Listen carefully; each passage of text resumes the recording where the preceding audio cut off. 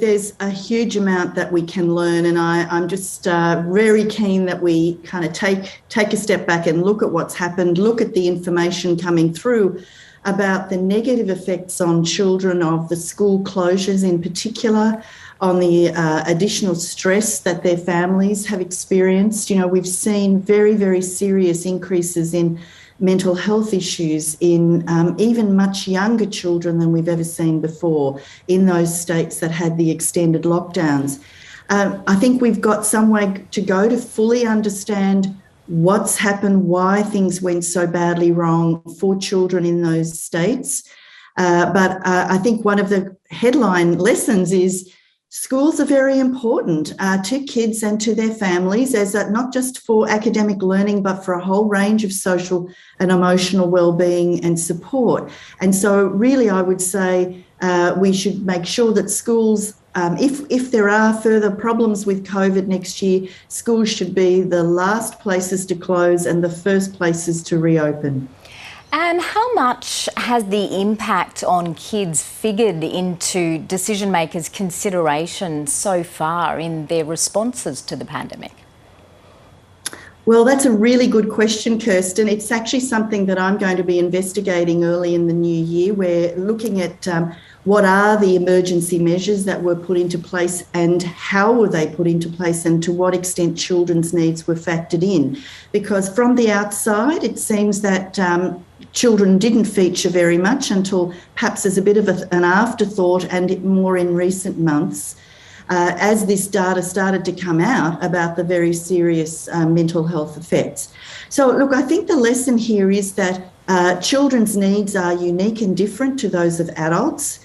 To be honest, the way policy is developed generally, it's done by adults through an adult pair of eyes, and it's done for adults because adults are the voters at the end of the day.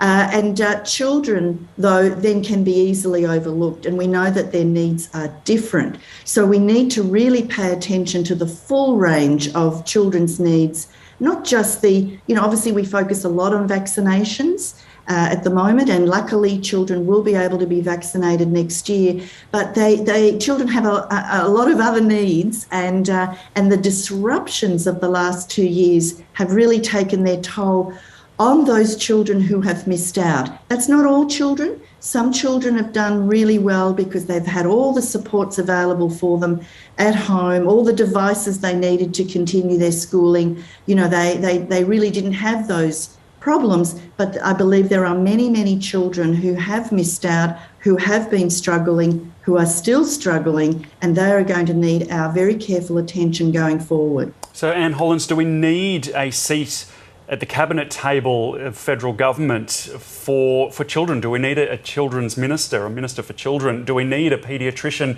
inside the room when some of these COVID crisis meetings are taking place? Well, yes, it certainly worries me that at the top sort of seats of power, we don't have someone really just looking out for children. And as I've just said, children have unique and different needs. So I would really be asking for consideration of a Minister for Children at the Cabinet table and also a Chief Paediatrician to address some of these health emergencies that are likely to continue in the future. But more broadly than that, David, I think that it's not just doing better in the future emergencies. I think we need to learn from COVID and do better every day for our kids. We've really recognised that we don't have an overarching strategy for the wellbeing of children in this country. The way that these issues are dealt with, it's all done by different states and territories and in different ways. And some kids are falling in the gaps of systems that are not working well together. I've met with some of those children and their families this year, and the stories are frankly heartbreaking, where it makes it really hard for families to keep their children safe and well when the basics like housing and public transport and those sorts of things are just not available for those families. So, I think there's a lot more that a rich and smart country like Australia can do for our children. You mentioned more generally that kids are going to need some support to actually help them make up for what they've missed in the past couple of years.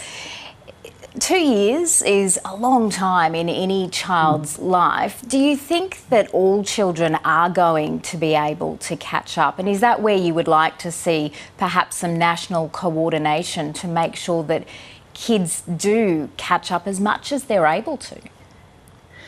Well, Kirsten, it's not just about the academic learning, catching up on that, and luckily some of the early NAPLAN results have been not too bad. But I do worry about the gap between those who are doing well and those who are not doing well. And I know that New South Wales and Victoria have tried to put in some extra coaching for some children. I don't know how well that's working and whether it's enough. But I think it is a more general picture here that goes, let's understand that children need more than just that academic learning. They need the basics in terms of support for their social and emotional well-being. Things like, learning to regulate your emotions, frankly. This is what you learn in those early years of school, that these kids I worry about who haven't had those full years of schooling in the last couple of years. How are we going to support them to not have learning gaps in terms of those skills? Because they're the foundations, frankly, for later academic learning and success in life, getting a job, keeping a job, all of those things that we hope that children will be able to do. And frankly, all of us, whether or not we have children, we will all benefit from ensuring that all children have the best start in life. So I think this is an investment in Australia's future that I would like all governments to pay close attention to and to make children and childhood a national priority post-COVID. As we begin the holiday season, what's your advice to parents about what they should do for their kids after such a tough time and so much time at home as well for many of them? Yeah, so it's perhaps not for everyone, or for all kids, the sort of excitement of summer holidays because they've just only got back to school. So it's a bit of a different year this year. Nonetheless, I think it is an opportunity for families to just sort of step back and chill out, frankly. It's been a really, really stressful time in many households. Not everyone's had the luxury of large houses and big backyards and, everything available to them.